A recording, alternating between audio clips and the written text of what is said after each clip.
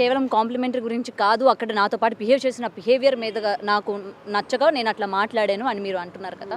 So దాని తర్వాత మీరు ఎటువంటి యాక్షన్ తీసుకున్నారు? అసలు పోలీస్కి కంప్లైంట్ ఇవ్వాలి కదా, మరి పోలీస్కి మీరు కంప్లైంట్ ఇవ్వకుండా ఇప్పటి వరకు సైలెంట్గా ఉండడానికి రీజన్ ఏంటి? అక్కడ మీరు ఏమైనా మిస్టేక్ చేశారా అన్న క్వశ్చన్ కూడా రైజ్ అవుతుంది. ఫస్ట్లీ నేను మిస్టేక్ చేసినా నేను వచ్చి ఒప్పుకునే లాంటి పర్సనే అండి. బికాజ్ ఇంతకుముందు చాలా 2-3 ఇయర్స్ నుంచి చాలా కాంట్రవర్సీస్ నా మీద నడుస్తున్నాయి. నా మిస్టేక్స్ లేకపోయినా నేను వచ్చి అపాలజైజ్ చేసిన రోజులు కూడా ఉన్నాయి. I don't have regrets about it.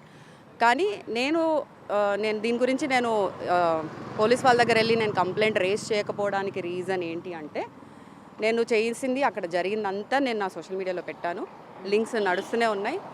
వాళ్ళు నిజంగా యాక్షన్ తీసుకోవాలంటే ఈ పార్టీకి వాళ్ళు తీసుకోవాల్సింది. Because they have all my IDs. వాళ్ళు నా ఫొటోస్ అన్నీ తీసుకున్నారు.